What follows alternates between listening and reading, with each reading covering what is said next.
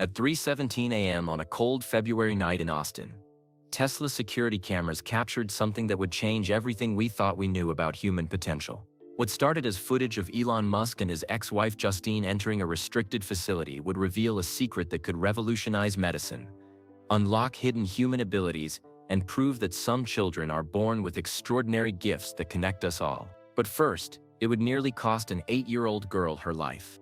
This is the story of that night, told through the eyes of the security guard who watched it all unfold, and the daughter whose dreams warned him that some secrets are worth protecting, no matter the cost. Marcus Rivera pulled his coffee mug closer and checked his security monitors for the 100th time that night. February in Austin was cold, and the Tesla Gigafactory felt like a sleeping giant in the darkness. Nothing ever happened on the night shift. That's what he liked about it. At 3:17 a.m., everything changed. A black Model S Plaid pulled up to the side entrance of Building 7. Marcus sat up straight. Nobody used that entrance at night, ever. The driver's door opened, and Marcus felt his breath catch. Even in the grainy security footage, he knew that walk. Elon Musk stepped out of the car, his hair messy like he'd been running his hands through it. But it was the passenger door that made Marcus forget his coffee completely. A woman got out. Tall, with long dark hair. She moved slowly, like someone carrying heavy news. Marcus zoomed in on the camera feed and his heart skipped. Justine Wilson. Elon's first wife. Marcus had been working at Tesla for 3 years. He knew the stories. Everyone did. Justine and Alan divorced years ago, but they still shared 5 kids together. She was a writer before she married him. Smart. Strong. But right now she looked broken. Marcus watched as they walked toward Building 7. They didn't talk. They didn't touch. Justine kept wiping her eyes with her sleeve. Elon kept checking his phone like he was waiting for something important. "What are you doing here?" Marcus whispered to the screen. He grew up in East Austin, where dreams felt impossible. His mom cleaned office buildings. His dad fixed cars when he could find work.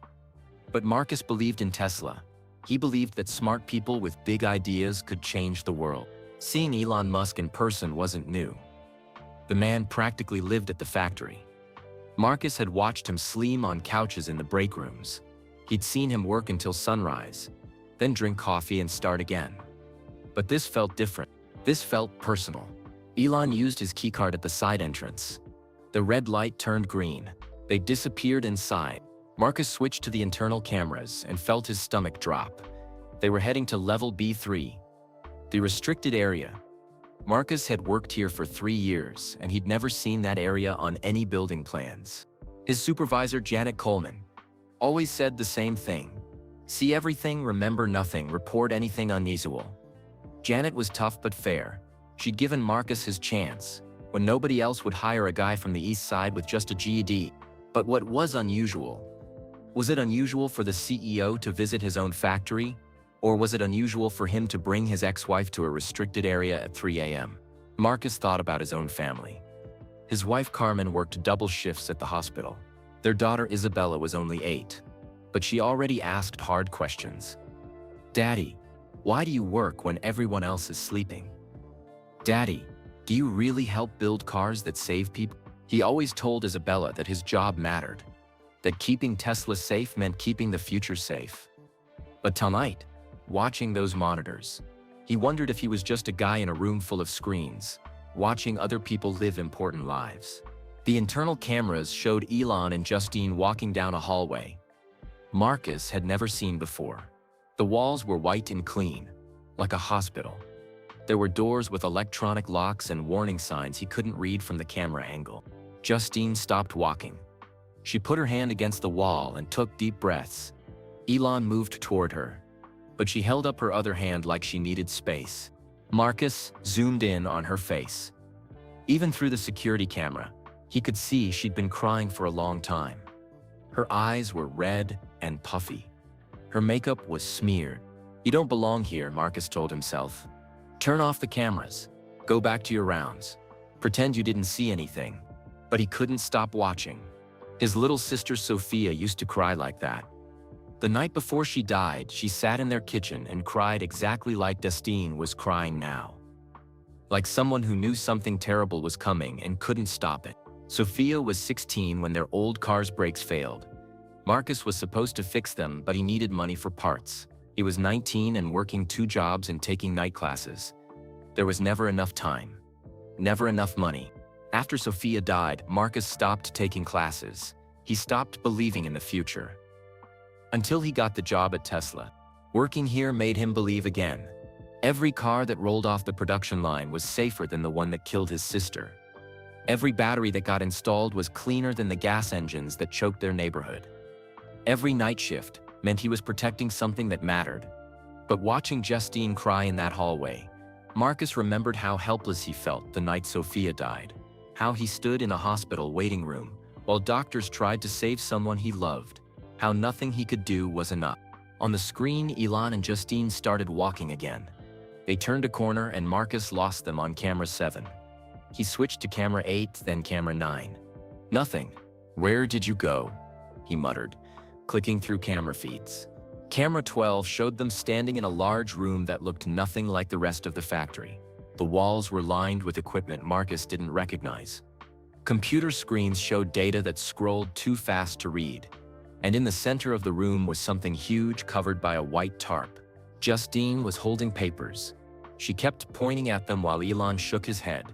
Then she would point at the covered object and Elon would run his hands through his hair. Marcus had seen that gesture 1,000 times in YouTube videos. Elon did it during interviews, when reporters asked hard questions. During rocket launches when something went wrong. During Tesla presentations when the technology wasn't ready but the world was watching anyway. But this wasn't a press conference or a product launch. This was 3 a.m. in a secret room with his ex-wife. And she was crying. Marcus checked the time. 3:31 a.m. His shift ended at 6 a.m. Carmen would be getting ready for work soon.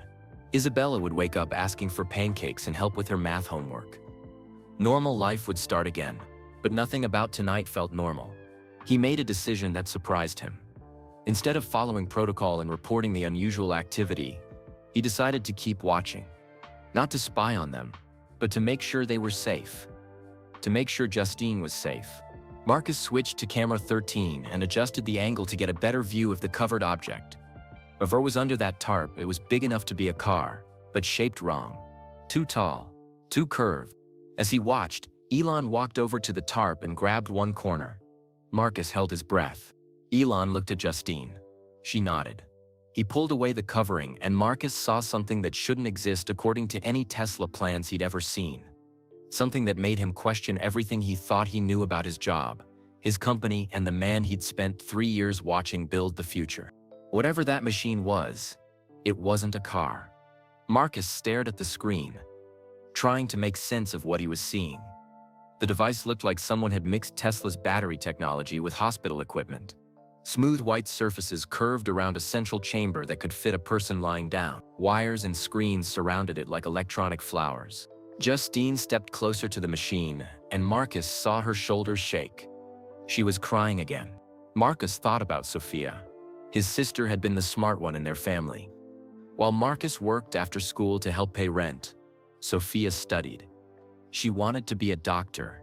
She used to say that growing up poor in East Austin taught her that everyone deserved good health care, not just rich people. The night before she died, Sophia sat at their kitchen table with college brochures spread everywhere. She'd gotten into UT pre-med with a partial scholarship. She just needed a way to pay for the rest. "I'll figure it out," Marcus had told her. "We'll get a loan. I'll work more hours. Whatever it takes." Sophia smiled, but her eyes were worried. "What if it's not enough? What if I can't make it?" "Then we'll find another way," Marcus said. "Smart people always find another way." The next morning, Sophia was dead. Their car's brakes failed on I-35. Sophia was driving to her job at the grocery store. The mechanic said the brake lines were so old they could have snapped any time. Fixing them would have cost $300 they didn't have. Marcus remembered sitting in the hospital waiting room, staring at a poster about organ donation.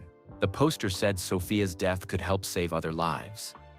But Marcus didn't want other lives saved. He wanted his sister back. After Sophia died, their mom stopped talking about the future. Their dad started drinking more. Marcus dropped his night classes and worked full-time at a warehouse. There didn't seem to be any point in learning about engineering when all the engineering in the world couldn't bring Sophia back. Then, 2 years later, Marcus saw a news story about Tesla's safety ratings. 5 stars in every category. The reporter said Tesla cars were so safe that accidents that would kill people in other cars left Tesla drivers with minor injuries. That night, Marcus looked up everything he could find about Tesla. He read about crumple zones, and airbag systems, and automatic emergency braking. He learned that Tesla cars could stop themselves if they detected danger faster than human reflexes could react. If Sophia had been driving a Tesla, she might still be alive. Marcus applied for the security job the next day. On the screen, Elon and Justine were having what looked like an argument. Marcus couldn't hear the audio, but their body language said everything. Justine kept pointing at the papers in her hands. Elon kept shaking his head and pacing around the room. Marcus had read Justine's blog posts years ago, before she took them down. She wrote about feeling invisible during her marriage to Elon, about how hard it was to be married to someone the world saw as a genius while feeling like she disappeared as a person. She wrote about their first baby, Nevada, who died when he was just 10 weeks old. SIDS, sudden infant death syndrome.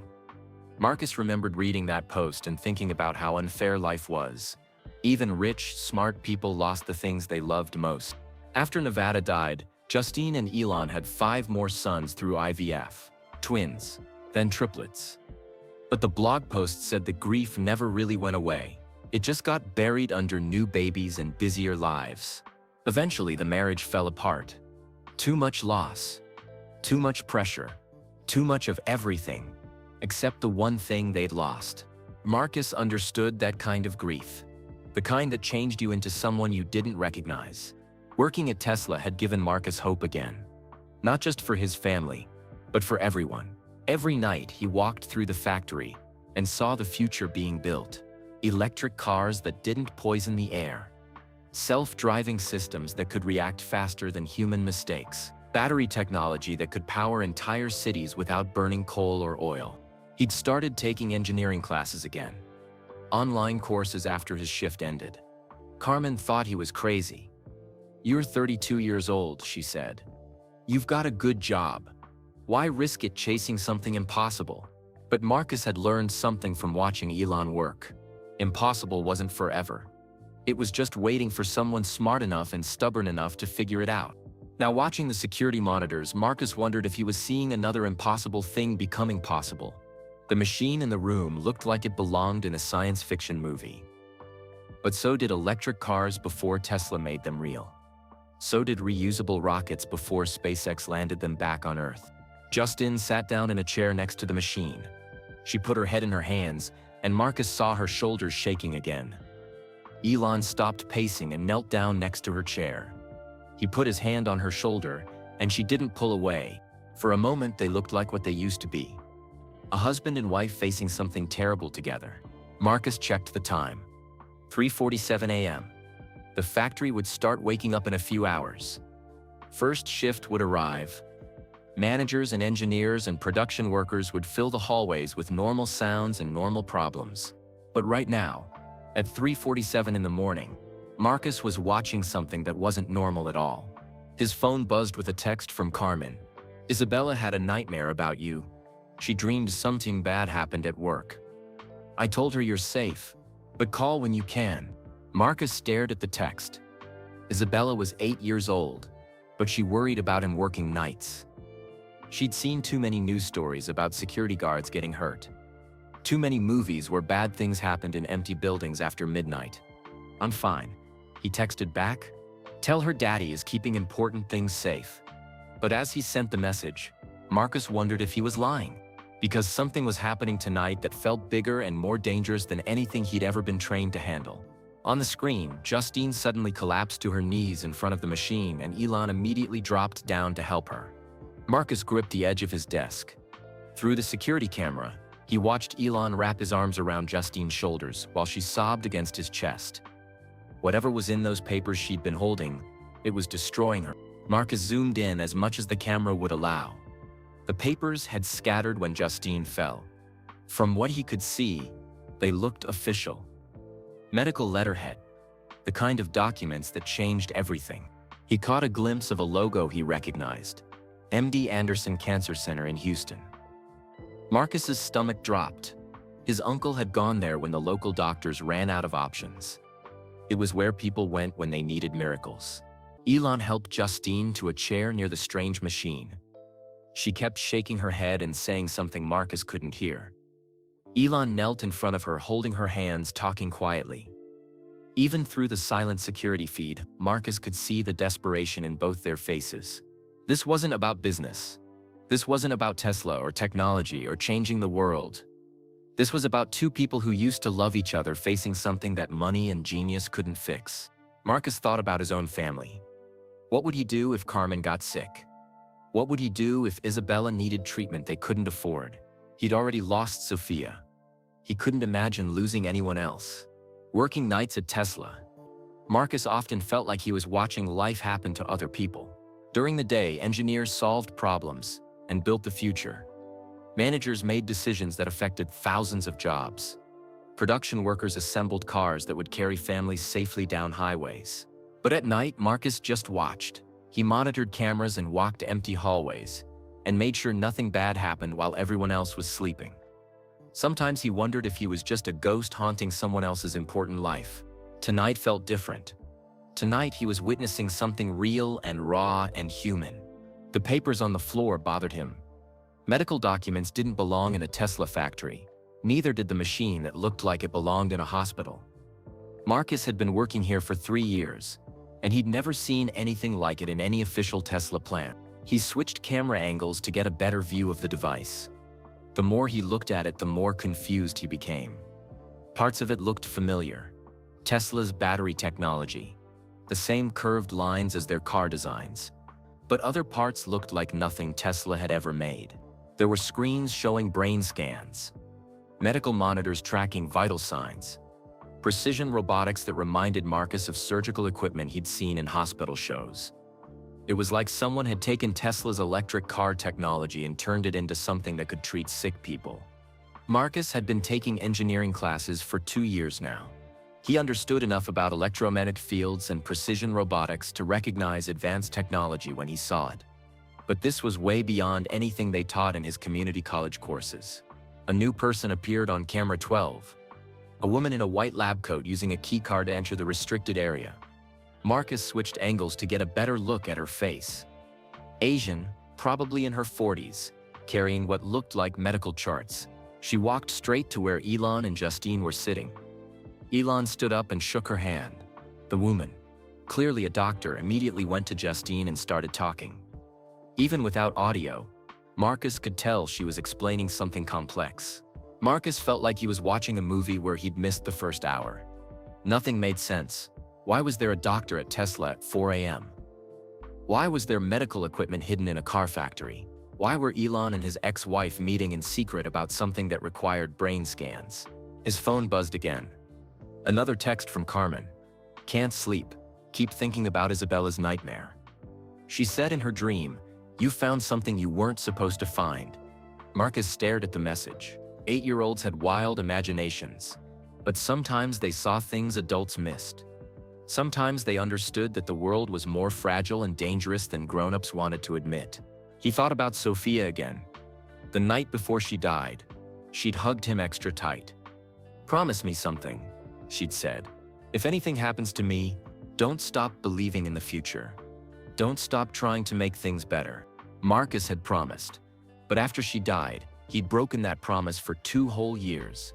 He'd given up on classes and dreams and hope. It wasn't until he started working at Tesla that he remembered what it felt like to believe in tomorrow. Now, watching these monitors, he felt that same choice approaching again. He could pretend he hadn't seen anything. He could go back to his normal rounds and let other people handle their own crises. He could stay safe behind his cameras and security protocols. Or he could care about what happened to the people on his screens. The doctor was showing Justine and Elon something on a tablet. Charts and graphs that meant nothing to Marcus, but everything to them. Justine kept nodding like she was trying to understand something completely outside her world. Marcus recognized that feeling. When Sophia was dying, Doctors used words he'd never heard before.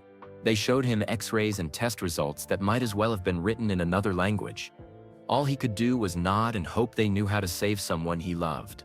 Elon was pacing again, running his hands through his hair. The doctor kept pointing at the strange machine, explaining how it worked. Justine sat very still, like she was afraid to move or breathe. Then something changed. The doctor pulled a small device from her coat pocket and handed it to Justine. A remote control, maybe, or some kind of medical instrument. Justine held it like it might explode. Marcus checked the time. 4:23 a.m. His shift would end in less than 2 hours. Soon, the first production workers would arrive. The factory would fill with normal sounds and normal problems. Whatever was happening in that secret room would either be finished or hidden again. But right now at 4:23 in the morning, Marcus was watching 3 people make decisions that could change everything. The doctor moved to the machine and started pressing buttons. Screens lit up. The device hummed to life, with a sound Marcus could almost hear through the security camera. Justine looked directly at one of the cameras. And for a moment, Marcus thought she knew she was being watched. His heart hammered against his ribs. Marcus froze, his hand halfway to the keyboard that could switch the camera feeds. But after a few seconds, Justine looked away. She'd just been scanning the room, trying to process everything happening around her. Marcus let out a breath he didn't know he'd been holding. The doctor moved around the machine like she'd done this 100 times before. She pressed buttons and adjusted setting while explaining something to Elon and Justine. Marcus wished he could hear what she was saying, but the audio on those cameras had been disabled months ago, after some privacy complaint from the legal department. The machine itself was fascinating and terrifying at the same time. Marcus could see Tesla's signature design language in the smooth curves and clean lines. But mixed in were things that definitely didn't belong in a car factory. Medical monitors, precision robotic arms, what looked like an MRI scanner combined with Tesla's battery technology. From his engineering classes, Marcus recognized some of the components. The electromagnetic field generators looked similar to what Tesla used in their motors, but these were arranged in a completely different pattern. Instead of making wheels turn, they seemed designed to create precise magnetic fields around the central chamber. Marcus had read about experimental medical treatments that used magnetic fields. Some hospitals were testing ways to target cancer cells without damaging healthy tissue. But those treatments were still in early research phases. Nothing like this existed in any real hospital. At least, nothing Marcus knew about. The doctor handed Justine a tablet, showing brain scans. Even from the security camera, Marcus could see the dark spot that didn't belong. A tumor, probably. The thing that had brought them all here in the middle of the night. Marcus thought about his mother. She had diabetes and struggled to afford her insulin even with his Tesla health insurance helping. Every month was a fight between medication and groceries, between treatment and rent. He thought about all the people in East Austin who got sick and couldn't afford to get better, who went to emergency rooms only when they were dying because that was the only health care they could access, who died from things that rich people survived. But this wasn't about money. This was about technology that didn't exist yet. About treatments that were still science fiction, about Elon Musk trying to invent a miracle for someone he used to love. The doctor pointed at different parts of the machine, explaining how it worked. Elon nodded like he understood every word. Justine looked lost, like someone trying to learn a foreign language while her life depended on understanding it perfectly. Marcus had felt that way when Sophia was dying. The doctors used terms like internal hemorrhaging and traumatic brain injury and we're doing everything we can. Marcus nodded and pretended to understand. But really he just wanted someone to tell him his sister would be okay. Nobody ever did. On the screen, the doctor was showing Justine how to use the device she'd handed her earlier. It looked like a simple remote control, but Justine held it like it was made of glass. The doctor guided her hand, showing her which buttons to press. Marcus realized this wasn't just a demonstration. They were teaching Justine how to operate the machine herself. His phone buzzed. A text from Carmen. Isabella woke up again. She says she had another dream about you. She dreamed you had to choose between keeping a secret and helping someone. She's worried about you. Marcus stared at the message. Sometimes kids understood things better than adults did. Isabella was 8 years old. But she'd already figured out that her dad's job was more complicated than just keeping the factory safe. Tonight, Marcus was learning that himself. The machine hummed louder now. Lights blinked in patterns Marcus didn't recognize. The medical monitors showed readouts that meant nothing to him but everything to the people in that room. Elon made a phone call. Marcus could see him talking fast, gesturing with his free hand, probably calling other doctors or researchers. People who understood this technology better than anyone else in the world. Marcus had always admired Elon from a distance. Here was a guy who'd built companies that made electric cars cool and rockets reusable, who'd proven that impossible was just another word for not yet. But tonight, watching him pace around that room, Marcus saw something different. He saw a man who was scared. Rich people got scared too.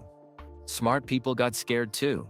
Even people who could build rockets and electric cars and revolutionary batteries got scared when someone they cared about was dying. The doctor finished explaining something to Justine and stepped back. Justine looked at the machine, then at the remote in her hands, then at Elon. She was asking him a question. Marcus wished he could read lips. Elon stopped pacing and sat down next to Justine. He put his hand over hers, the one holding the remote. They sat like that for a moment. Two people who used to be married, who used to share everything, facing something neither of them could control. Marcus thought about his own marriage. He and Carmen had been together since high school. They'd survived Sophia's death and 2 years of unemployment and the stress of him going back to school while working full-time. But they'd never faced anything like this. Would their love survive if one of them got sick?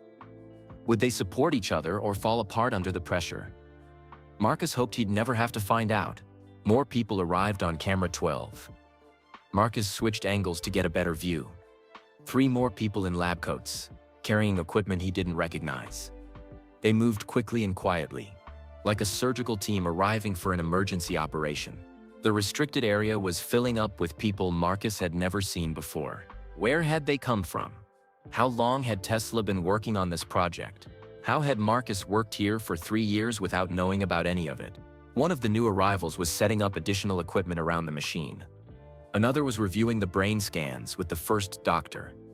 The third was doing something with the computer that made all the monitors change to new displays. This wasn't a simple test or demonstration. This was preparation for something big. Justine stood up and walked closer to the machine. The central chamber was now glowing with a soft blue light. She reached out like she wanted to touch it, then pulled her hand back. The first doctor said something to her. Justine nodded and looked at Elon. He nodded too. Marcus realized they were asking her to make a decision. Not just any decision. The kind of decision that changed everything that came after. The kind of decision Sophia never got to make, because their car's brakes failed before anyone knew she needed saving. Dr. Chen announced they were ready for the first test of the device, and asked Justine if she was willing to be the first human patient. Marcus watched through the security camera as silence filled the room. Justine stared at the machine with its glowing blue chamber. Her hands shook as she held the remote control Dr. Chen had given her. This wasn't like the movies where heroes made brave decisions in seconds. This was real life, where choosing between hope and safety took time. Where being the first meant risking everything on technology that had never been tested on a human being. Elon stood beside Justine, but he didn't try to influence her choice. Marcus could see the tension in his shoulders, the way he kept clenching and unclenching his fists. Here was a man who'd convinced the world that electric cars could replace gasoline engines, that rockets could land themselves, that the impossible was just another engineering problem waiting to be solved. But tonight, all his confidence couldn't make this decision for someone else. Marcus thought about the sacrifices that had brought them all to this moment. Justine had given up her writing career to support Elon's early companies. She'd lost her first baby and watched her marriage fall apart under the weight of grief and ambition. Now she was facing a choice that could save her life or end it faster. Elon had spent 20 years building companies that pushed the boundaries of what was possible. He'd slept on factory floors and worked himself to exhaustion because he believed technology could make life better. But believing in the future was different from betting your life on it. Dr. Chen had probably spent years developing this technology, combining Tesla's innovations with medical research in ways no one tried before. She'd risked her career on an idea that most doctors would call science fiction. And Marcus? Marcus had spent 3 years watching other people's important lives through security cameras, working nights so he could take engineering classes during the day, dreaming of becoming someone who built solutions instead of just protecting them. All of their sacrifices had led to this moment in a secret room at 4:47 in the morning. Marcus's phone buzzed again. "Carmen, Isabella's awake. She wants to talk to you. She says it's important." Marcus hesitated. Talking to Isabella meant leaving the security desk. It meant missing whatever happened next. But his daughter had been having dreams about him all night, and 8-year-olds didn't usually worry about their parents unless something was really wrong. He called Carmen's number. "Daddy?" Isabella's voice was small and scared. "Hey, sweetheart. Mom says you've been having bad dreams about me." "Not bad dreams. Warning dreams. Like the ones Abuela used to have." Marcus's mother had always claimed she could sense when something important was about to happen. Sophia used to joke that their mom had inherited psychic powers from their grandmother in Mexico. Marcus had never believed in any of it, until tonight. "What did you dream, Izzy?" "I dreamed you found people who were scared and sick, and you had to choose whether to help them or follow the rules. And I dreamed that helping them was more important than being safe." Marcus looked at the security monitors. Justine was still staring at the machine. Dr. Chen was explaining something, pointing at charts and readouts. Elon was listening but watching Justine's face, waiting for her decision. "Daddy, are you there?" "I'm here, baby." The people in my dream looked really sad. Like they needed someone to care about them. Like when Tia Sophia was sick and nobody could help her. Marcus's throat tightened. Isabella had been too young to remember Sophia clearly, but she'd heard the stories. She knew her dad had lost someone important, and that it had changed him. "What happened in the dream, Izzy? Did I help them?" "You tried to, but first you had to stop being scared. You had to remember that some things are more important than keeping your job." On the screen, Justine finally spoke. Marcus couldn't hear her words, but he could see her nodding. She'd made her decision. Dr. Chen immediately started moving around the machine, checking systems and adjusting settings. The other medical staff surrounded Justine, explaining procedures and preparing equipment. Elon stepped back to give them room, but his eyes never left Justine's face. "Daddy, I have to tell you something else." "What is it, sweetheart?" "In my dream, you weren't alone when you helped those people. Someone else was there. Someone who understood about keeping secrets but also about doing the right thing." Marcus thought about Janet Coleman, his supervisor. She'd given him this job when nobody else would hire a guy from East Austin with just a GED. She'd encouraged him to take engineering classes and supported his schedule changes. But Janet was strict about protocol. She'd never approve of him watching unauthorized security footage. Or would she? "Izzy, I need to go back to work now. But thank you for telling me about your dreams. Sometimes kids see things that grown-ups miss." "I love you, Daddy. Be careful, but don't be scared." Marcus hung up and looked at the monitors again. Justine was lying down in the machine's central chamber. Dr. Chen was attaching sensors to her head and arms. The blue glow was getting brighter. They were really doing this. They were about to test experimental medical technology on a human being for the first time.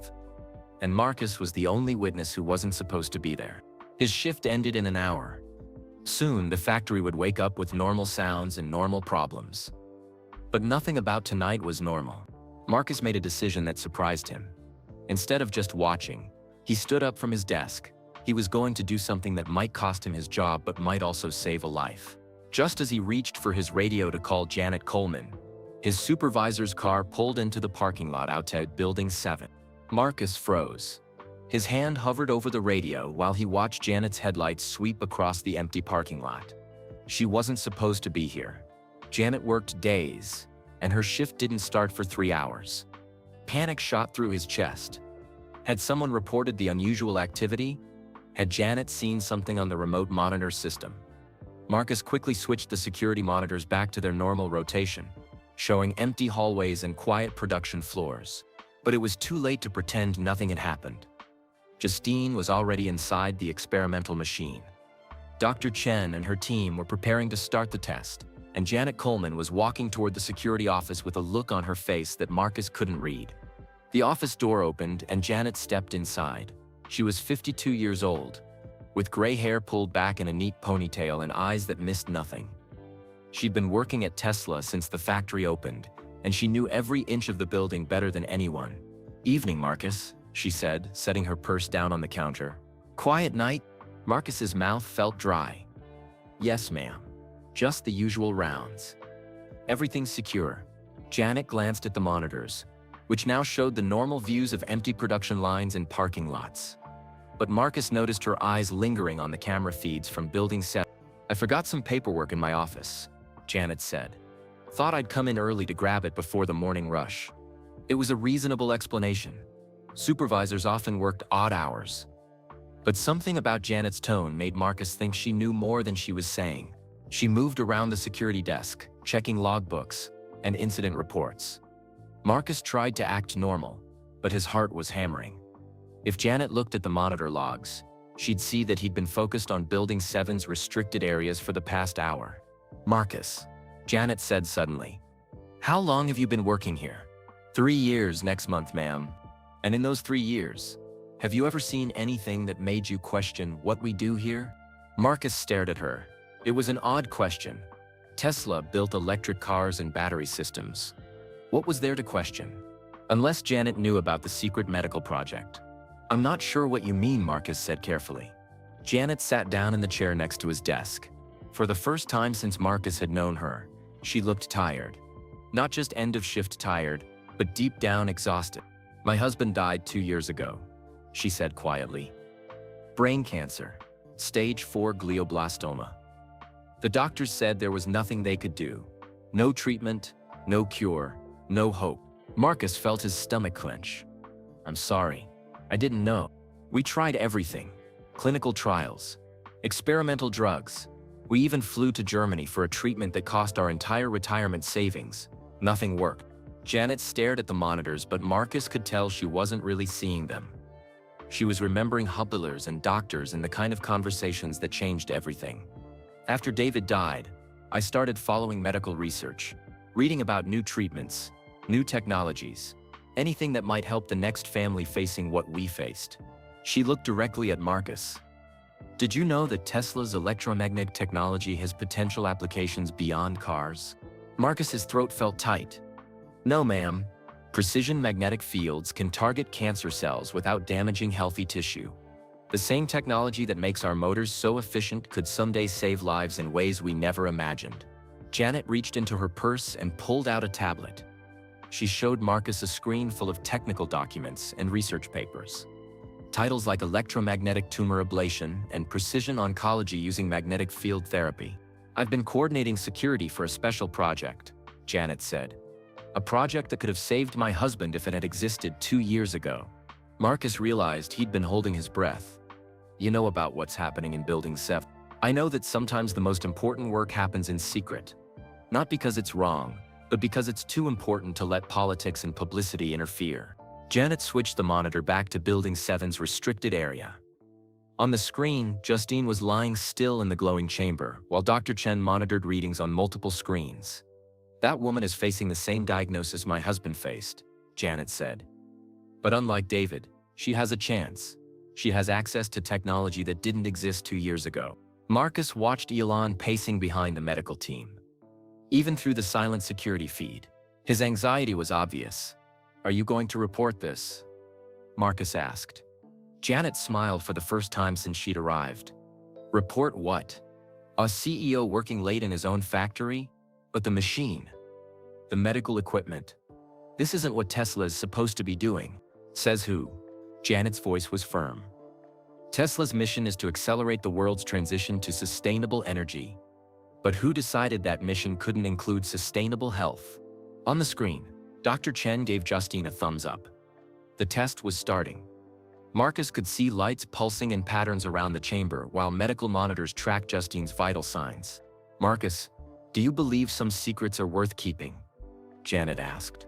Marcus thought about Isabella's dreams, about Sophia's death, about all the people who died from things that rich people survived, about the difference between watching life and participating in it. "Yes," he said. "I do." Janet nodded. "Good. Because what we're witnessing tonight could change medicine forever. But only if it stays secret until it's ready to help people instead of disappointing them. The audio system suddenly crackled to life. Dr. Chen's voice filled the security office. Initial readings looked promising. Patient vitals are stable. Beginning targeted electromagnetic therapy. Marcus looked at Janet in surprise. You enabled the audio? Some things are too important to watch in silence, she said. On the monitors, Justine raised her hand slightly, a signal that she was okay. Elon stopped pacing and moved closer to the machine. The medical team continued their careful monitoring. Then Dr. Chen's voice came through the speakers again. We have a problem. The tumor isn't responding as expected. And there's something else, something we didn't see in the initial scans. Janet suddenly asked Marcus if he believed some secrets are worth keeping. Just as the audio picked up, Justine, saying, "When do we tell the children?" Marcus felt the weight of both questions settle over him. Through the speakers, he could hear the concern in Justine's voice. She wasn't just talking about a medical procedure anymore. She was talking about 5 sons who would have to live with whatever happened next. The children don't know she's sick, Janet said quietly, watching the monitors. Can you imagine carrying that burden alone? Marcus thought about Isabella's nightmares and Carmen's worried texts. Even 8-year-olds sensed when something was wrong in their family. How much harder would it be to hide a terminal diagnosis from 5 teenagers? Dr. Chen's voice came through the speakers again. The electromagnetic fields are working, but not in the way we expected. The tumor is responding, but we're seeing unusual cellular activity around it. On the screen, Justine remained still in the glowing chamber, but Marcus could see tension in her shoulders. Elon moved closer to Dr. Chen, asking questions Marcus couldn't quite hear. She's been keeping this secret for weeks, Janet continued. Justine didn't want to worry the children or distract Elon from his work until they knew more about treatment options. Marcus understood that kind of protection. After Sophia died, he'd hidden his grief from Isabella for months, pretending everything was fine while he fell apart inside. Parents did that. They carried the scary stuff so their children could sleep peacefully. But secrets had a cost. Marcus had learned that watching his parents struggle after Sophia's death. His mom stopped talking about the future. His dad started drinking more. The silence around their grief almost destroyed what was left of their family. Building 7 isn't really about cars, is it? Marcus asked. Janet shook her head. It's about everything Tesla could become. Electric cars were just the beginning. Elon believes technology should solve humanity's biggest problems, not just make transportation cleaner. She pulled up more files on her tablet. Marcus saw research proposals about using Tesla's battery technology for medical devices, plans for electromagnetic systems that could target diseases at the cellular level, designs that looked like the machine Justine was lying in right now. How long has this been going on? 2 years. Right after my husband died, Elon approached me about coordinating security for a medical research project.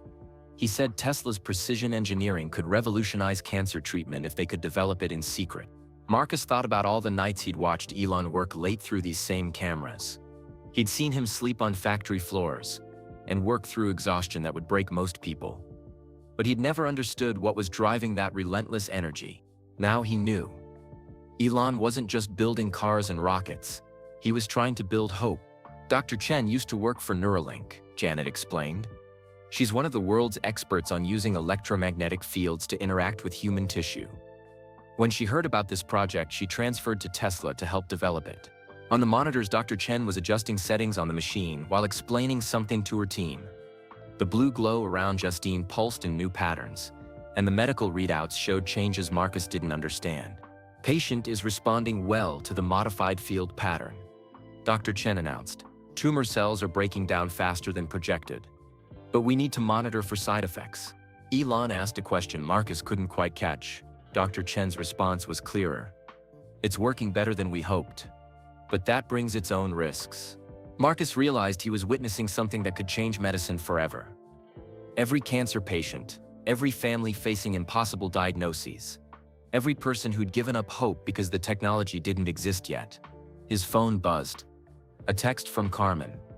Isabella fell back asleep, but she made me memes to tell you something.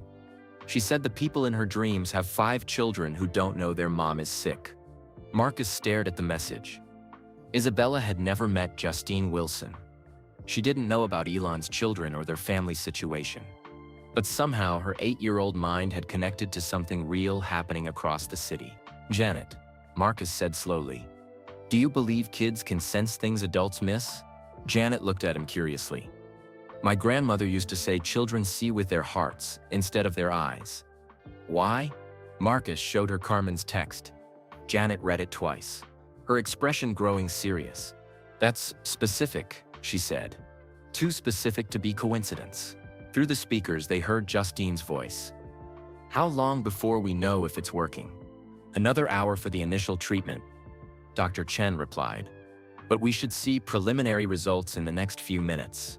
Marcus watched Elon pace behind the medical team.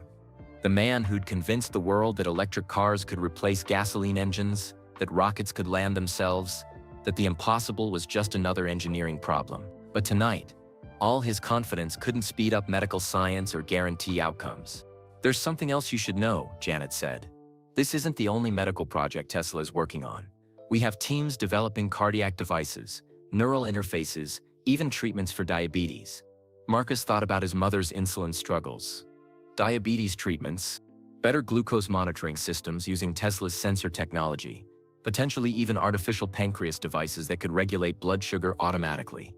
The scope of what Tesla was secretly developing amazed Marcus. While the world focused on cars and solar panels, they were quietly working to revolutionize healthcare. "Why keep it secret?" Marcus asked.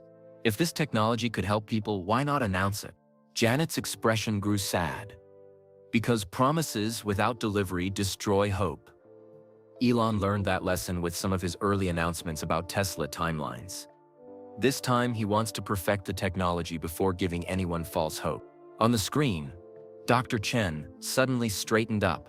She was looking at readouts that made her call other team members over. There was excitement in their movement, but also careful caution.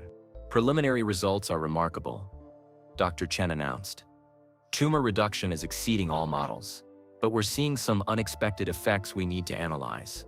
Elon stopped pacing and moved to Justine's side. Even through the security cameras, Marcus could see relief mixed with concern on his face. Marcus realized that everything happening tonight would ripple outward in ways none of them could predict.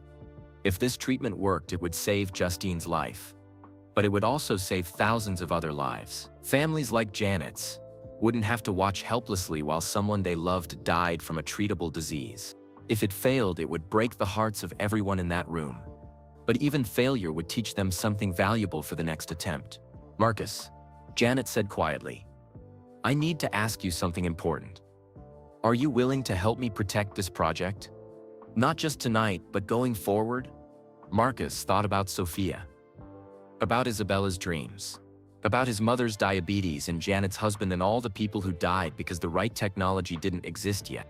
What would that mean? It means becoming part of something bigger than security work. It means helping coordinate protection for medical research that could change the world.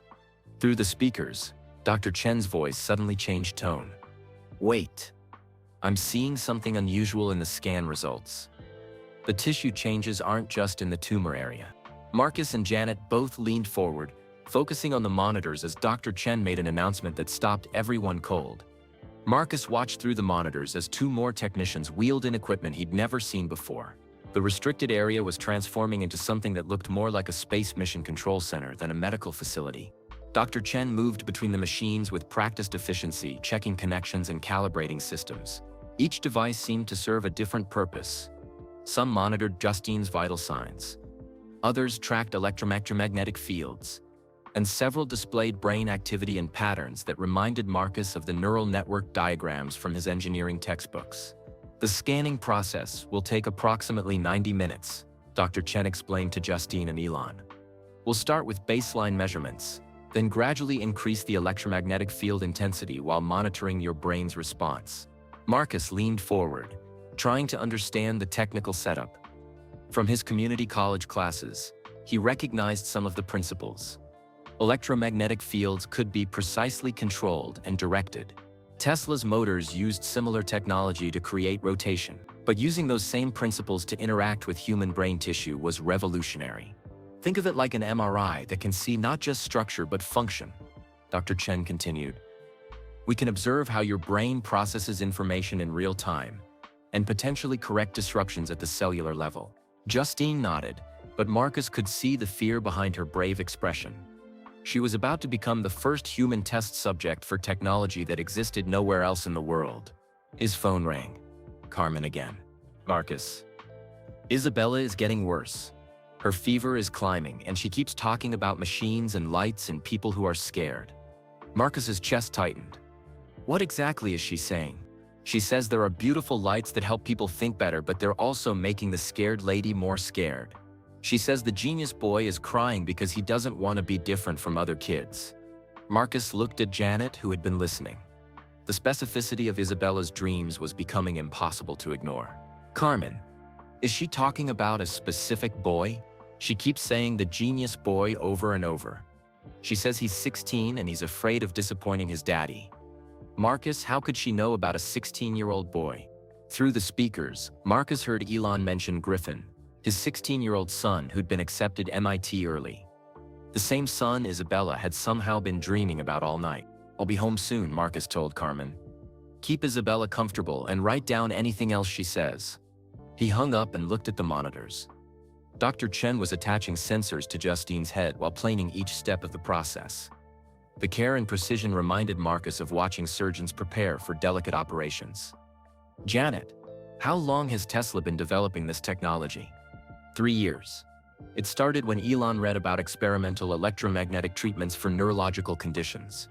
He wondered if Tesla's precision motor technology could be adapted for medical use. Marcus watched the medical team make final preparations. And nobody outside this room knows about it? Just the essential personnel. Maybe 20 people total, all with security clearances higher than most government projects. The electromagnetic scanning equipment hummed to life. On the monitors, Marcus could see readings that meant nothing to him but everything to the medical team. Brainwave patterns, electromagnetic field measurements, cellular activity indicators, data that would have taken hours to collect with conventional equipment. Beginning preliminary scan, Dr. Chen announced. Marcus's phone buzzed with a text from Carmen. Isabella just said, Daddy, the lights are getting brighter. They're helping the scared lady see things better. But they're making the genius boy's feelings louder. Marcus showed the text to Janet. She stared at it for a long moment. Marcus, electromagnetic fields can interact with the human nervous system in ways we don't fully understand. Some people are more sensitive than others. You think Isabella is somehow detecting what's happening here? I think your daughter might be naturally sensitive to the same electromagnetic patterns this equipment is generating.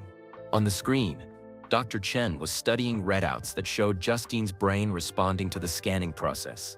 The patterns were complex, but seemed normal according to the medical team's reactions. Baseline scans complete, Dr. Chen announced. Beginning targeted electromagnetic therapy. The intensity of the equipment increased. Marcus could see it in the way the lights pulsed brighter and the way additional cooling fans activated.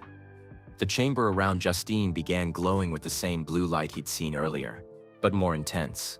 His phone rang again. This time it was Carmen, and she sounded panicked. Marcus, something's wrong.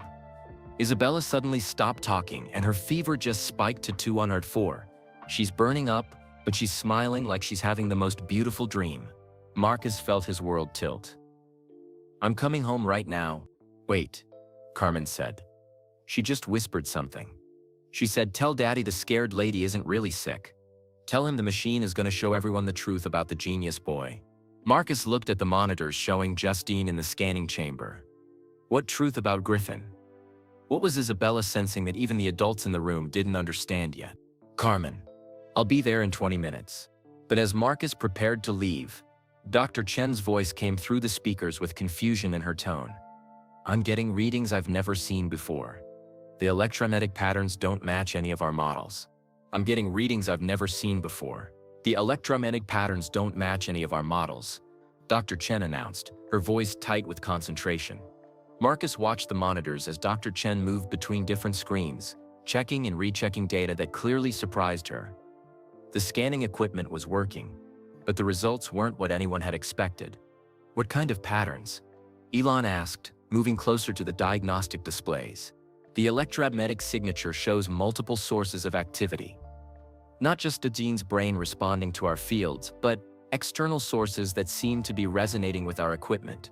Marcus felt his phone vibrating constantly in his pocket. Text after text from Carmen. He pulled it out and saw a string of messages. Isabella's fever hit 105. She's talking about lights getting brighter. She says the machine is finding secrets. Marcus, she just said the genius boy's secret is making his mom sick. Something's wrong with her breathing. Marcus's hands shook as he read the messages. Isabella was getting sicker as the scanning intensity increased. That couldn't be a coincidence. Janet, Marcus said urgently. I think Isabella is somehow connected to what's happening here. Janet looked at his phone, reading Carmen's messages. Connected how? Every time the electromagnetic fields get stronger, Isabella gets sicker, but she's also getting more specific information about things she couldn't possibly know. Through the speakers, they heard Dr. Chen explaining to her team. The external electromagnetic sources are interfering with our precision targeting. It's like something else is broadcasting on the same frequencies we're using. Marcus realized his phone had been picking up strange interference all night. Static during calls, text messages taking longer to send. He'd assumed it was the building's electrical systems. But what if it was something else? Dr. Chen. Elon's voice came through clearly. Could the interference be coming from outside the facility? It's possible. Electromagnetic fields can travel considerable distances, especially if they're being generated by a source that's naturally tuned to these frequencies. Marcus looked at Janet. Isabella, she's the external source. Janet's eyes widened. You think your daughter is somehow generating electromagnetic fields that are interfering with the scanning? I think she's been receiving them all night, and now that the intensity has increased, she might be amplifying and reflecting them back. His phone rang. Carmen was crying. Marcus, Isabella just stopped responding. She's conscious, but she won't answer when I talk to her. Her eyes are open, but it's like she's seeing something I can't see. I'm coming home right now. Wait, Carmen's voice was panicked. She just spoke. She said, the genius boy doesn't want to go to the smart school because he's afraid of being alone like his daddy was. Marcus felt the pieces clicking together. Griffin. MIT. The fear of being isolated by his own intelligence, just like Elon had been as a young genius. Through the speakers, Dr. Chen's voice carried new urgency. The interference is increasing. Our equipment is picking up what appears to be emotional stress patterns from an external source. Emotional stress patterns? Justine asked from inside the scanning chamber. Electromagnetic signatures that human brains generate during intense emotional states. Fear, anxiety, empathy. They all create detectable field patterns. Marcus realized that Isabella wasn't just sensitive to electromagnetic fields. She was sensitive to the electromagnetic signatures of human emotion. All night she'd been feeling Justine's fear about Griffin's future, Elon's anxiety about protecting his family, and the emotional weight of decisions that could change everything. Dr. Chen, Marcus called out.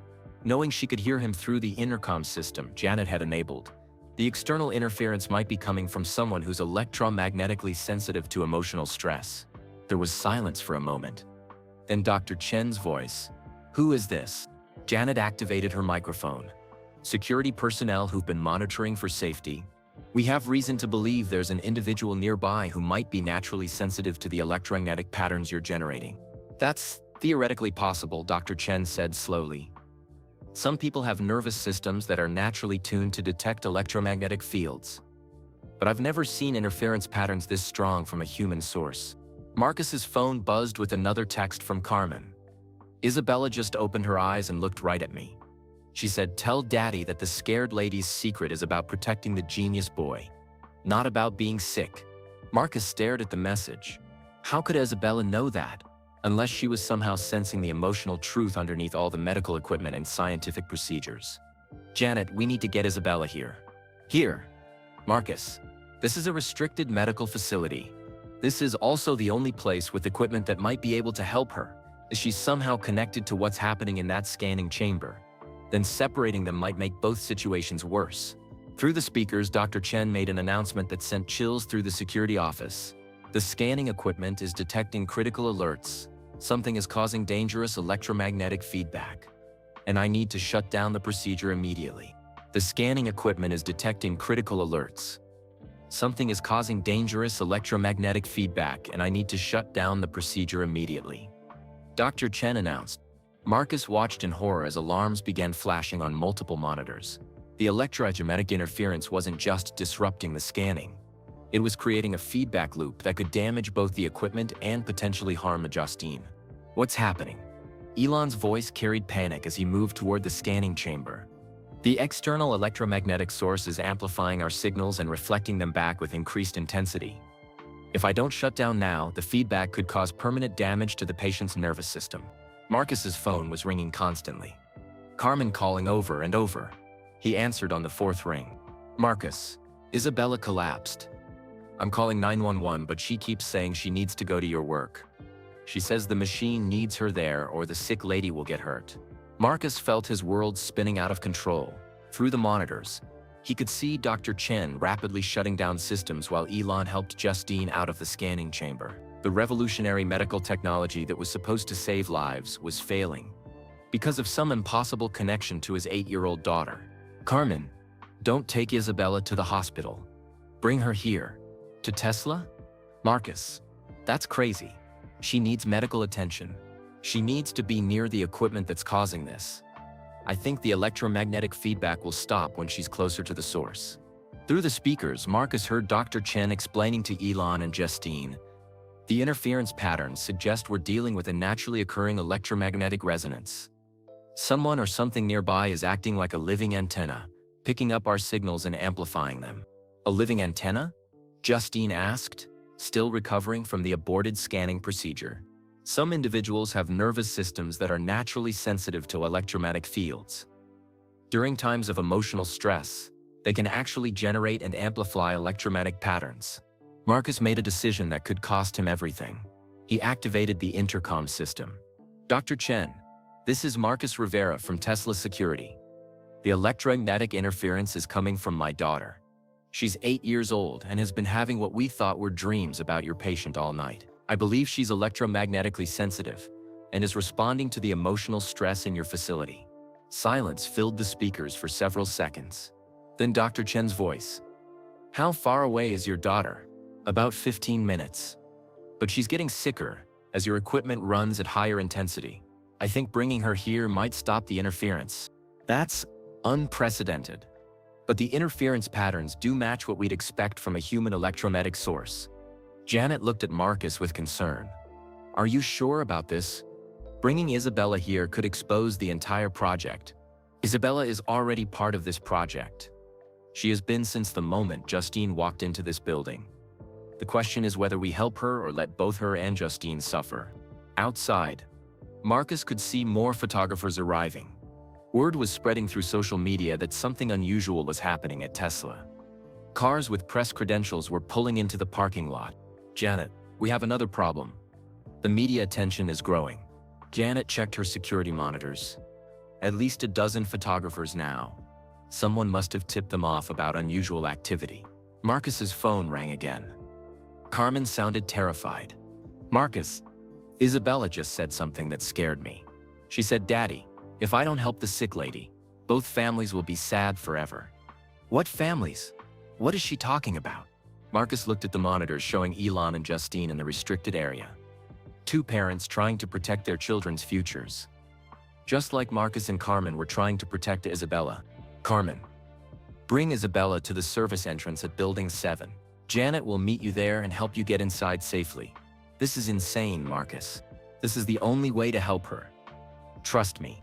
After hanging up, Marcus turned to Janet. "Can you coordinate getting Carmen and Isabella inside without the photographers seeing them? The same emergency tunnel system we used for Elon and Justine." "But Marcus, if this goes wrong, we're all gonna lose our jobs. And worse." Through the speakers, Dr. Chen was explaining the situation to Elon and Justine. "Without resolving the electromagnetic interference, we can't safely continue the scanning. And from what your security guard is telling me, the interference is coming from a child who might be suffering because of our equipment. A child is sick because of our medical testing." Justine's voice was filled with concern. "A child appears to be electromagnetically linked to our medical testing. It's unprecedented, but the data strongly supports this theory." Elon's voice was decisive. "Then we help the child. Whatever resources we need, Whatever risks we have to take. If a little girl is suffering because of something we're doing, we fix it. Marcus felt a surge of respect for Elon. Even facing his own family's medical crisis, he was willing to help a stranger's child. Dr. Chen, Marcus said through the intercom. Isabella has been accurately describing details about your patient and her family that she couldn't possibly know through normal means. She knows about your patient's 5 children, about medical documents, about emotional stress that goes beyond the diagnosis. That level of electromagnetic sensitivity would be extraordinary and potentially dangerous for the child if not properly managed. Janet activated her emergency protocols. Carmen and Isabella will be here in 10 minutes. Dr. Chen, what do you need to prepare for an electromagnetically sensitive child? I need to recalibrate all our equipment to accommodate a secondary electromagnetic source, and I need to understand exactly what this child has been experiencing. Marcus realized that in trying to save Justine, they discovered something that could revolutionize understanding of human electromagnetic sensitivity. But first, they had to save Isabella. His phone buzzed with a text from Carmen. On our way. Isabella keeps saying she's going to help the genius boy's family. Marcus, what genius boy? As Marcus prepared to answer, Dr. Chen made an announcement that changed everything. I'm detecting massive electromagnetic disturbances approaching the facility. Whatever electromagnetic sensitivity this child has, it's much stronger than anything in the scientific literature. I'm detecting massive electromagnetic disturbances approaching the facility. Whatever electromagnetic sensitivity this child has, it's much stronger than anything in the scientific literature, Dr. Chen announced. Marcus watched the external cameras as Carmen's car pulled into the service area. Behind Building 7, even from the security feed, he could see Isabella pressed against the window, staring at the building like she recognized it from her dreams. Janet was already moving toward the emergency tunnel entrance. I'll guide them in through the secure route. The photographers won't see anything. Through the speakers, Marcus heard Dr. Chen coordinating with her team. Prepare for electromagnetic interference that could affect all our sensitive equipment. We need backup systems online and manual overrides ready. Marcus's phone rang. Carmen was calling from the parking lot. Marcus, Isabella just woke up from whatever trance she was in. She's looking at the Tesla building and she says she can see the lights inside. She says the scared lady and the genius boy's daddy are in there together. Bring her to the service door. Janet will meet you there. Marcus, what genius boy? Isabella keeps talking about a 16-year-old genius boy who doesn't want to go to college because he's afraid of being alone. Marcus felt the pieces clicking together. Griffin, Elon's son who'd been accepted to MIT early admission. Somehow, Isabella had been sensing the family's emotional turmoil about Griffin's future, not just Justine's supposed medical crisis. Carmen, when you get inside, Isabella might say things that sound impossible. Just remember that she's been sensing emotions and situations that are real, even if she couldn't possibly know about them normally. As Carmen and Isabella entered the building through the emergency tunnel, Marcus could see the electromagnetic readings on Dr. Chen's equipment spiking dramatically. Electromagnetic field strength increasing exponentially, Dr. Chen reported. The source is definitely inside the building now. Through the monitors, Marcus watched Janet guide Carmen and Isabella through the secure corridors. Isabella walked with purpose, like she knew exactly where she was going. Her fever seemed to have broken, but her eyes were wide and focused on something only she could see. When they reached the restricted area, Isabella immediately looked at Justine and said, "You're not really sick, are you? You're scared about your boy who's too smart for his age." Justine's mouth fell open. Elon moved protectively toward his ex-wife, clearly shocked that a child could know such specific information. How could she possibly know about Griffin? Elon asked.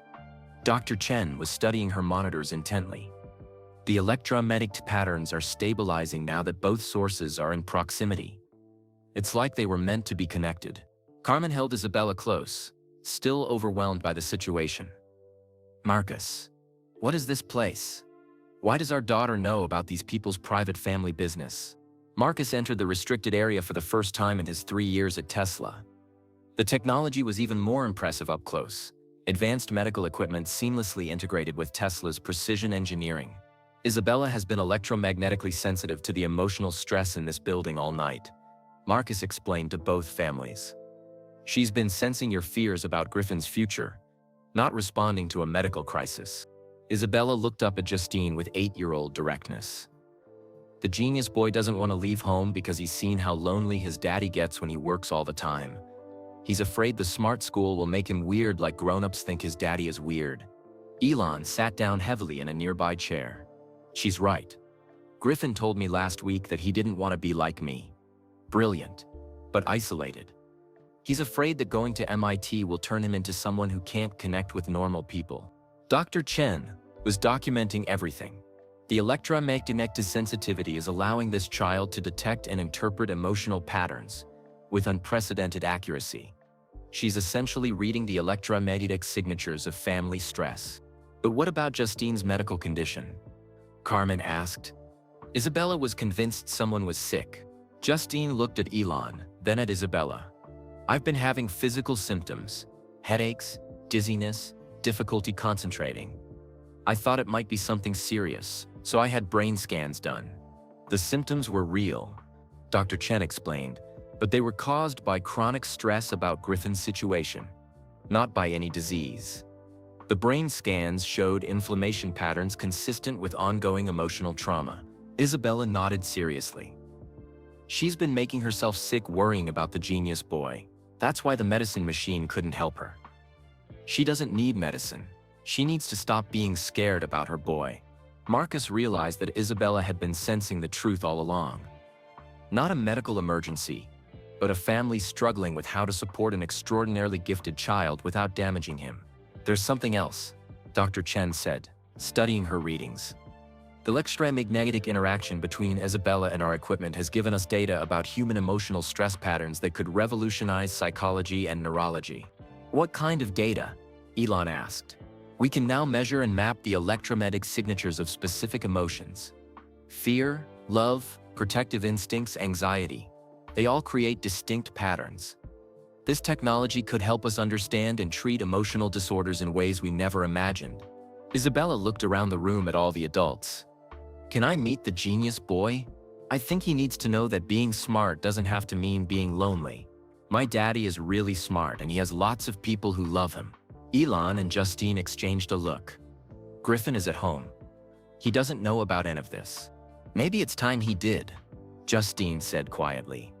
Outside, Marcus could see through the security monitors that the photographers were losing interest and beginning to leave. Whatever story they'd hoped to find seemed to be evaporating. But inside the restricted area, something much more important was beginning. Two families learning that extraordinary children needed extraordinary understanding, not extraordinary protection. Maybe it's time Griffin knew about all of this, Justine said quietly, looking at Isabella with wonder. Dr. Chen continued documenting the electromagnetic readings. The patterns we're seeing suggest that both Isabella and Griffin might be experiencing similar forms of electromagnetic sensitivity, just manifesting differently. What do you mean? Carmen asked, still holding Isabella close. Griffin's exceptional intelligence might be partially due to enhanced electromagnetic sensitivity in his brain. The same sensitivity that allows Isabella to detect emotional patterns could be what makes Griffin process information so rapidly. Marcus watched Isabella studying the medical equipment with curious eyes. Is that why she's been sensing Griffin's emotions specifically? Because they have similar brain patterns? It's possible.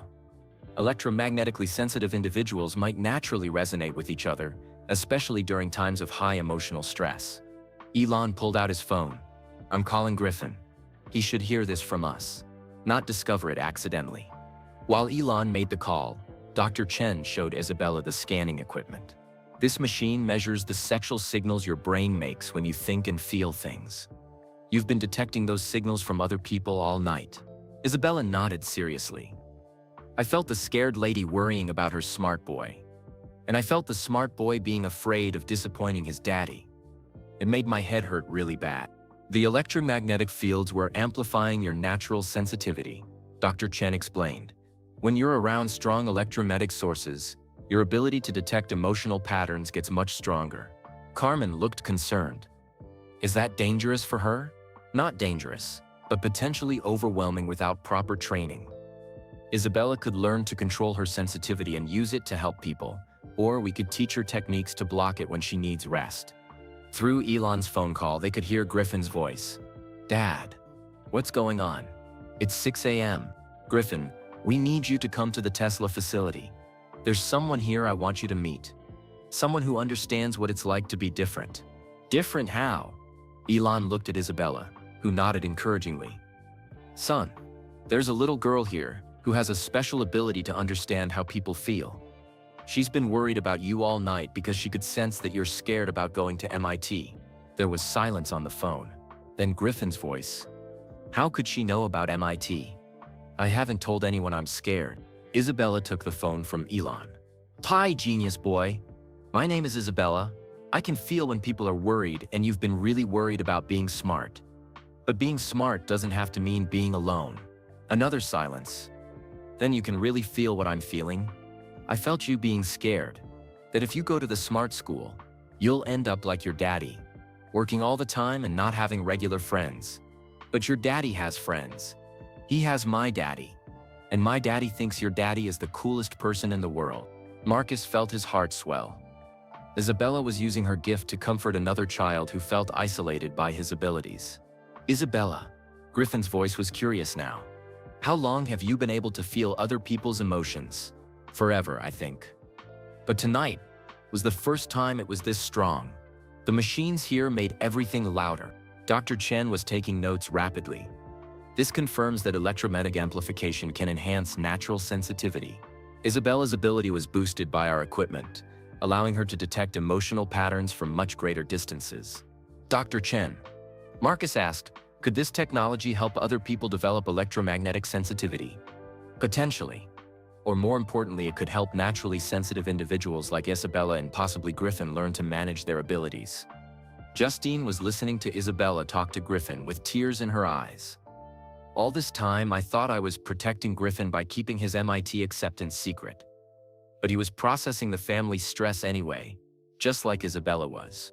Electromagnetically sensitive children often absorb family emotional patterns, whether we tell them what's happening or not, Dr. Chen explained. Honesty and support are usually better than secrecy. Through the phone, Griffin was asking Isabella more questions. Do you ever get headaches from feeling too much? All the time. But my daddy says that when something hurts, it usually means you're learning something important. I get headaches when I think too hard about math problems. And when I worry about disappointing people. Maybe we get headaches because our brains work extra hard. Like athletes get sore muscles because their bodies work extra hard. Marcus realized his daughter was naturally gifted at helping others understand their differences as strengths rather than burdens. Griffin, Elon said, taking the phone back. We want to bring you here to meet Isabella and see the technology that helped us understand all of this. Are you willing? Dad, is Mom really okay? Isabella said she's not actually sick. Justine took the phone. I'm fine, sweetheart. I was making myself sick worrying about how help you with your MIT decision. But talking to Isabella has helped me understand that protecting you means supporting you, not hiding things from you. So I can really go to MIT if I want to? You can go to MIT. Or you can stay home and study with tutors. Or you can try regular high school.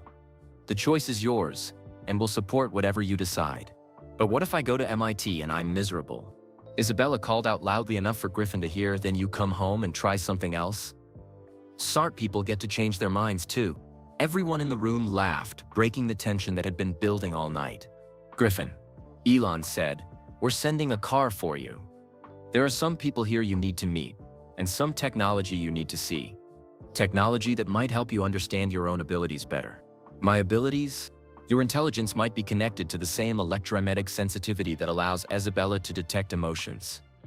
You're both special in ways we're only beginning to understand. As they waited for Griffin to arrive, Dr. Chen made a discovery that would change everything they thought they knew about electromagnetic sensitivity. I'm detecting multiple additional electromagnetic signatures approaching the facility. It appears Griffin isn't the only young person in Austin with enhanced electromagnetic sensitivity. I'm detecting multiple additional electromagnetic signatures approaching the facility. It appears Griffin isn't the only young person in Austin with enhanced electromagnetic sensitivity. Dr. Chen announced, studying her monitors with growing excitement. Marcus looked at the external cameras and saw several cars pulling into the Tesla parking lot. Not photographers this time, families with teenagers who looked confused but determined. How many? Elon asked. At least 5 distinct electromagnetic signatures. all showing the enhanced patterns we've associated with electromagnetic sensitivity. Isabella looked up from where she'd been drawing pictures of brain patterns. They're coming because they felt what happened here tonight. The lights we made were so bright that other kids like us noticed them. Carmen stared at her daughter. Other kids like you? Kids who feel too much. Kids who think too much. Kids who are different and sometimes get headaches because their brains work extra hard. Janet was coordinating security from her tablet. I've got families approaching the main entrance asking about electromagnetic disturbance their children detected. Marcus, these people drove here in the middle of the night because their kids sensed something. Dr. Chen was documenting everything rapidly. This is unprecedented. We've accidentally created a beacon that attracted electromagnetically sensitive individuals from across the city. Through the intercom system, they could hear voices from the main lobby. My daughter woke up at 3 a.m. saying someone at Tesla needed help. My son has been tracking electromagnetic anomalies as a science project, and his equipment detected massive signals coming from this location. Our daughter has always been sensitive to electrical equipment, and tonight she said she could feel people in trouble at the Tesla factory. Justine looked overwhelmed. How many children in Austin have abilities like Isabella and Griffin? More than we ever imagined, Dr. Chen said. The electromagnetic amplification from our equipment tonight essentially sent out a signal that sensitive individuals could detect from miles away. Marcus's radio crackled with reports from the front desk security guards. We've got about a dozen families here asking to speak with someone about their children's electromagnetic sensitivity. Should we call this in as a security incident? Negative, Marcus responded. We'll handle this internally. Elon made a decision that surprised everyone. Bring them in. All of them. Elon, Justine said carefully. That could expose the entire medical project. The medical project just evolved into something bigger. We're not just developing treatment technology anymore. We're discovering that human electromagnetic sensitivity is far more common than anyone realized. Isabella nodded enthusiastically. The scared families need to meet each other. When kids like us feel alone, we get sicker. When we know we're not alone, we get stronger. Dr. Chen was already preparing additional monitoring equipment. If we're going to have multiple electromagnetically sensitive individuals in the same space, we need to carefully monitor the field interactions. Marcus realized that his role was evolving again. Janet, we're going to need a completely different security protocol for this. Already working on it. I'm treating this as a humanitarian situation rather than a security incident. Carmen was still processing everything. Marcus, our daughter isn't just special. She's part of a whole community of special children we never knew existed. The first family to reach the restricted area included a 16-year-old girl named Maya, whose parents explained she'd been detecting emotional static from electronic devices since childhood. Maya woke us up at 3:30 a.m., saying she could feel someone crying at the Tesla factory, her mother explained. She said it was a family trying to protect a smart child, and they needed help. Isabella immediately connected with Maya. You feel the crying too. I thought I was the only one who got sad when other people got sad. Maya knelt down to Isabella's level. You're definitely not the only one. But tonight was different.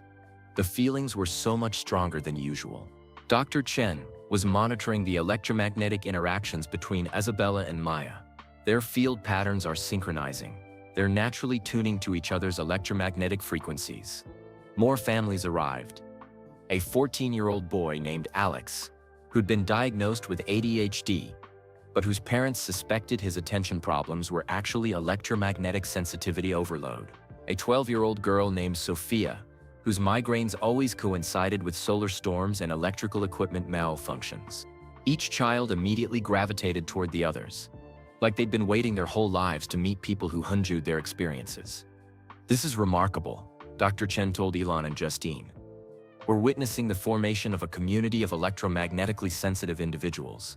They're naturally supporting each other in ways that reduce the overwhelming aspects of their abilities. Griffin finally arrived, looking nervous but curious.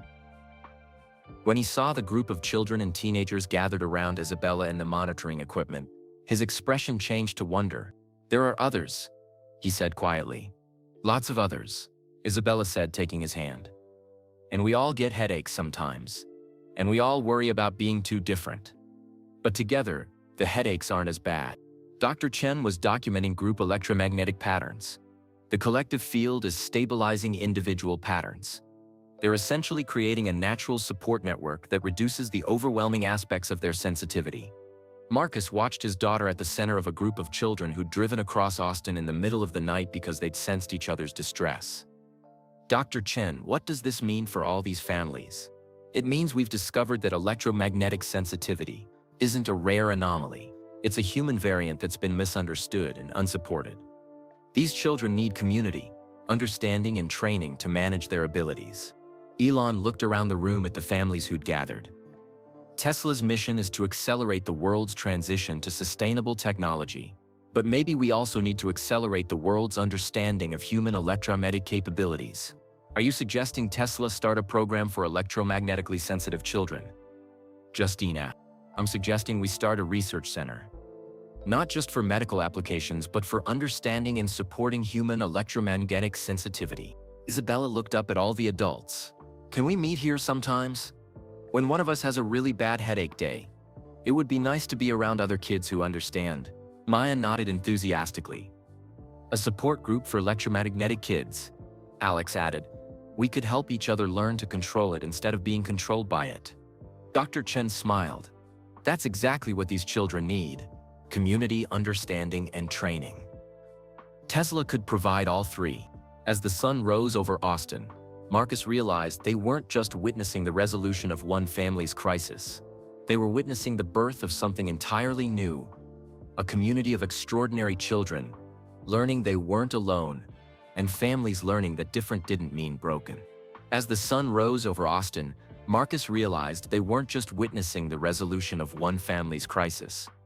They were witnessing the birth of something entirely new. A community of extraordinary children learning they weren't alone, and families learning that different didn't mean broke. Elon, Dr. Chen said, reviewing the night's data. What we've discovered here could change how we understand human neurodiversity. These children aren't suffering from disorders. They have enhanced electromagnetic sensitivity that could be developed into extraordinary capabilities. The group of children had naturally organized themselves around Isabella, who seemed to have the strongest ability to stabilize the electromagnetic interactions. Griffin sat close to her, finally looking relaxed for the first time since Marcus had been watching him through the cameras. Isabella, Griffin said, when you detect emotional patterns, can you also tell when someone is lying or hiding something? Isabella considered this seriously. Not lying exactly, but I can feel when someone's inside feelings don't match their outside words. Like when grown-ups say they're fine but they're really scared. Maya nodded. I can feel that too. My parents thought I was being rude when I'd call them out on it, but I was just confused why they were saying one thing and feeling another. Alex added, I always know when teachers are frustrated even when they're trying to hide it. It takes it really hard to concentrate in class. Dr. Chen was documenting their abilities with growing amazement. Each of you has developed electromagnetic sensitivity in slightly different ways. Isabella specializes in emotional patterns, Griffin in intellectual processing, Maya in detecting authenticity, Alex in environmental awareness. Marcus realized these children had been struggling alone with abilities that could be incredible gifts if properly understood and supported. Dr. Chen, Carmen asked, how do we help them manage this? Isabella has been exhausted from feeling everyone else's emotions. Training and community support. When electromagnetically sensitive individuals work together, they can actually help regulate each other's field patterns. Isabella's headaches tonight weren't just from sensing stress, they were from processing it alone. Elon was making notes on his phone. We need to establish a formal research program. Not just for the medical applications, but for understanding and developing human electromagnetic sensitivity. What kind of program? Justine asked. A center where these children can learn together, where they can understand their abilities as gifts rather than burdens, where families can learn how to support electromagnetic sensitivity instead of trying to suppress it. Isabella looked up at Elon with 8-year-old directness. Will the genius boy still go to the smart college? Griffin smiled, the first genuine smile Marcus had seen from him all night. I think I want to try it. But now I know that being smart doesn't have to mean being alone. And if it gets too overwhelming, I can come home and work with other kids who understand what it's like to be different. And we'll all stay in touch, Maya added. Even if Griffin goes to MIT, we can still support each other. Dr. Chen had been quietly monitoring the group's electromagnetic patterns. The field stabilization they're creating together is remarkable. Their individual sensitivity overload is almost completely gone when they're interacting as a group. Marcus watched his daughter at the center of this extraordinary group and realized she'd found her purpose. Not just detecting other people's emotional distress, but helping them process and heal from it. There's something else, Dr. Chen said, studying her latest readings. The electromagnetic patterns suggest that this sensitivity might be more common than we thought. We might be looking at an emerging human capability, not a rare anomaly. Emerging how? Elon asked. Environmental electromagnetic exposure from technology might be activating latent sensitivity in more children. Isabella's generation has grown up surrounded by Wi-Fi, cell phones, and electronic devices in ways previous generations haven't. Carmen looked concerned. Are you saying technology is causing this? I'm saying technology might be activating abilities that were always there. Electromagnetic sensitivity could be a natural human capability that's becoming more pronounced as our electromagnetic environment becomes more complex. Alex spoke up. My sensitivity got stronger when my family got a smart home system. Suddenly I could keel when any electronic device in the house was stressed or malfunctioning. Sophia nodded. My migraine started when cell towers were installed near my school. But tonight, around the Tesla equipment actually made me feel better, not worse. That's because this equipment is designed for precision and harmony, Dr. Chen explained. Random electromagnetic pollution creates chaos that sensitive individuals feel as stress. Precisely controlled electromagnetic fields can actually be soothing. Marcus realized that Tesla's medical technology could serve multiple purposes: treating medical conditions, diagnosing electromagnetic sensitivity, providing a controlled environment where sensitive individuals could find relief. Elon, Marcus said, what if this becomes Tesla's next mission? Not just sustainable transportation and energy, but sustainable human electromagnetic environments. Elon looked around the room at the families who'd gathered. Tesla's purpose has always been to create a better future. Understanding and supporting human electromagnetic sensitivity could be part of that future. Janet had been coordinating with Tesla's legal and PR teams throughout the night. I've been documenting everything for patent and research purposes. What we've discovered here could establish Tesla as the leader in electromagnetic sensitivity research. But more importantly, Justine added, it could help thousands of children who are struggling with abilities they don't understand. Isabella stood up and walked to the center of the group. I want to say something to all the grown-ups. Everyone turned to listen to the 8-year-old, who'd brought them all together. Kids like us aren't broken. We just feel more than other people. Sometimes that's really hard, but sometimes it means we can help people in ways other kids can't. We can tell when someone is sad even when they're pretending to be happy. We can feel when families are scared even when they don't talk about it. She looked directly at her parents. Mommy and Daddy, I know you worry about me being different, but tonight I helped a family that was really scared, and that made me feel good about being different. Griffin added, and we learned that being different is easier when you're not the only different person you know. Maya continued, maybe being electromagnetically sensitive isn't something wrong with us. Maybe it's something special about us. Dr. Chen was documenting their words along with their electromagnetic patterns. This could be the beginning of a new field of study, electromagnetic psychology. Understanding how electromagnetic sensitivity affects human development, relationships, and capabilities. As the regular Tesla workforce began arriving for the day shift, Marcus realized his job description had just changed permanently. He wasn't just a security guard anymore. He was part of a team developing technology that could transform human potential. Dr. Chen, Elon said, I want you to lead Tesla's new electromagnetic sensitivity research division. We're going to create the world's first center for understanding and developing human electromagnetic capabilities. Isabella clapped her hands. Does that mean we get to come back and play with the brain-reading machines? It means, Elon said, smiling, that you get to help us understand how those machines can help other kids like you learn to use their gifts. As the families prepared to leave, promising to return for regular sessions, Marcus realized that what had started as the most stressful night of his career had become the beginning of something revolutionary. But Dr. Chen's final announcement would reveal just how revolutionary it truly was. As the families prepared to leave, promising to return for regular sessions, Marcus realized that what had started as the most stressful night of his career had become the beginning of something revolutionary. But Dr. Chen's final announcement would reveal just how revolutionary it truly was. Before everyone leaves, Dr. Chen said, gathering the families around the central monitoring station, I need to share what our analysis has revealed about the electromagnetic patterns we've documented tonight. She pulled up a complex visualization on the main screen. The collective electromagnetic field generated by this group of centers of individuals has created something unprecedented. You've essentially formed a living electromagnetic network. Isabella looked up at the colorful patterns on the screen. It looks like a pretty spider web made of lights. That's actually a very accurate description. Dr. Chen smiled. Each of you is connected to the others through electromagnetic resonance patterns. When one person in the network experiences strong emotions, the others can detect and respond to them. Griffin studied the display with intense curiosity. So we're like biological Wi-Fi? More sophisticated than Wi-Fi. This network can transmit emotional states, stress patterns, even complex thoughts between individuals who are electromagnetically synchronized. Marcus felt his understanding of the night's events shifting. Dr. Chen, are you saying these children have been unconsciously forming a communication network? I'm saying they've demonstrated the potential for human electromagnetic networking that goes far beyond anything we've seen before. Isabella didn't just sense Justine's stress about Griffin. She became part of an electromagnetic relay that connected your family to ours across the city. Carmen looked amazed and concerned. Is that safe for the children?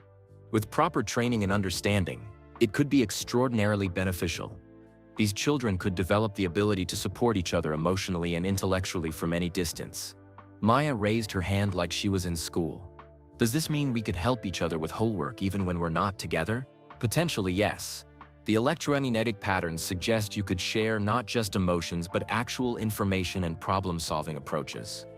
We might be witnessing the beginning of human evolution toward natural electromagnetic networking.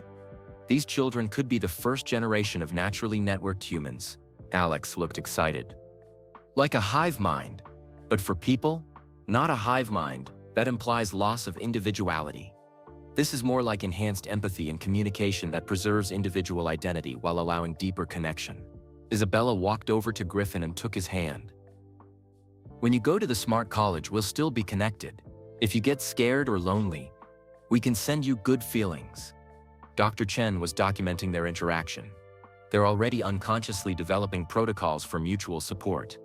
With training, they could learn to consciously manage their electromagnetic connections. Justine wiped tears from her eyes. All this time, I thought I was protecting Griffin by keeping secrets about his MIT acceptance. But he was sensing the family's stress anyway through electromagnetic patterns.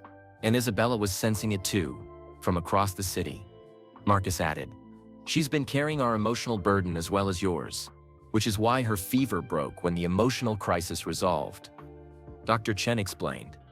She was physically processing stress that belonged to multiple families. Carmen knelt down next to Isabella. Sweetheart, you've been helping people all night even when it made you sick. You're incredibly brave. Isabella hugged her mother. It didn't feel brave. It felt important. Like when someone is coying and you want to make them feel better. It absolutely is a superpower, Elon said firmly. The ability to detect and respond to human emotional distress could revolutionize mental health treatment, conflict resolution, even education. Dr. Chen nodded. These children could become the foundation for developing electromagnetic therapy programs. Not just for other sensitive individuals, but for helping anyone who struggles with emotional regulation. Potentially, if we can train electromagnetically sensitive individuals to detect early warning signs of depression, anxiety, or family stress, they could alert support systems before situations become critical. Janet had been quietly coordinating with Tesla's executive team throughout the night. I've been authorized to establish a formal research division with Dr. Chen as the director. Tesla will fund a comprehensive study of human electromagnetic sensitivity. What does that mean for our families? Carmen asked. It means your children will be the first participants in a groundbreaking research program that could help thousands of other families understand and support electromagnetic sensitivity. Elon explained. Isabella looked around at all the new friends she'd made. Do we get to come back and learn more about our brain powers? Every week, Dr. Chen promised. We'll help you understand your abilities. Learn to control them when they're overwhelming and develop them when they could help others. Griffin grinned.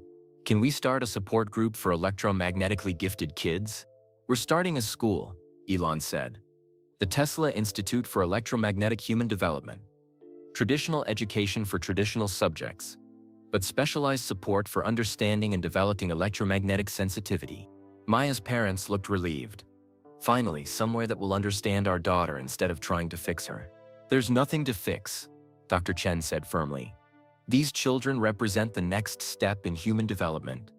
Our job is to support their growth, not suppress their abilities. As the families exchanged contact information and made plans to return, Marcus realized his own life had transformed completely. He'd started the night as a security guard watching other people's important lives through cameras. He was ending it as part of a team developing technology that could transform human potential. Isabella, he said, kneeling down to his daughter's level, I'm proud of you for using your gift to help people even when it was hard. Daddy, are you going to help build the machines that help kids like us? I'm going to help protect the people who build those machines. And I'm going to help make sure those machines are used to help families instead of scaring them. Janet approached Marcus with a new Tesla badge. Congratulations, Marcus Rivera, Tesla Security Specialist for Electromagnetic Research Division. Marcus looked at the badge, then at Isabella surrounded by her new friends. What about my engineering, Kellis? Tesla will sponsor your engineering degree, Elon said. We need people who understand both the technology and the human impact of what we're developing. As the sun fully rose over Austin, the families began leaving through the secure tunnel system. The regular Tesla First-4 was arriving for a normal day of building electric cars, unaware that the previous night had launched an entirely new field of human development research. Dr. Chen began shutting down the medical equipment, but the electromagnetic readings continued showing the faint connections between the children even as they moved farther apart. Dr. Chen, Marcus asked, will they stay connected? The initial bonding appears to be permanent. They've created an electromagnetic support network that will likely last their entire lives. Isabella ran back to hug Griffin before he left. Remember, if the smart college gets scary, we're all still here. And if regular school gets overwhelming for any of you, Griffin replied, I can help you organize your thoughts from wherever I am. As the last family drove away, Marcus stood with Carmen and Isabella in the now quiet facility. Revolutionary medical technology was covered again, waiting for its next use. But everything had changed. Daddy, Isabella said sleepily, can we go home now? Helping people is really tiring. Marcus picked up his daughter, who had spent the night saving families she'd never met. Yes, sweetheart. Let's go home. As they walked toward their car, Isabella mumbled against his shoulder, Daddy, next time someone needs help, will you help them too instead of just watching? Marcus thought about Sophia, about promises kept and futures built, about electromagnetic fields and human connections and the difference between observing important things and participating in them. Yes, Isabella, I promise. From now on, when someone needs help, we'll help them together. Isabella smiled and fell asleep in his arms. Finally at peace after a night of carrying the emotional weight of two families and discovering that being different was just another way of being extraordinary. Above them, the Texas sky was bright with morning sunshine. But Marcus knew that the most important lights weren't in the sky. They were in the connections between people who cared enough about each other to take impossible risks for hope. The 3 a.m. secret had been revealed, and it wasn't about medical miracles or experimental technology. It was about human beings discovering that extraordinary abilities were meant to be shared, and that sometimes the most advanced machines in the world couldn't solve the simplest human problems, but they could help people solve them together. As Marcus drove his family home, he realized that Tesla's next mission wouldn't just be about sustainable energy or transportation, it would be about sustainable human connection in an increasingly electromagnetic world. And Isabella, his electromagnetically gifted daughter, would help lead the way. That was the end of this incredible journey through one extraordinary night that changed everything for two families and revealed the hidden potential within us all. Where are you listening from right now? Drop your location in the comments below. We love connecting with our amazing community from around the world. If this tale of courage, family bonds, and extraordinary abilities touched your heart, please hit that like button to show your support. Your engagement helps us bring you more fascinating content like this. Don't forget to subscribe to our channel and ring that notification bell so you never miss our latest uploads featuring incredible real-life mysteries, heartwarming family dramas, and mind-bending scientific discoveries. Most importantly, share this video with your friends and family. In a world that often feels divided, content like this reminds us of our shared humanity and the extraordinary potential that exists within ordinary people. Let's spread kindness and awareness together, one share at a time. Thank you for joining us on this remarkable journey. Until next time, keep believing that impossible is just another word for not yet, and remember, sometimes the most important gifts come disguised as challenges. See you in the next video.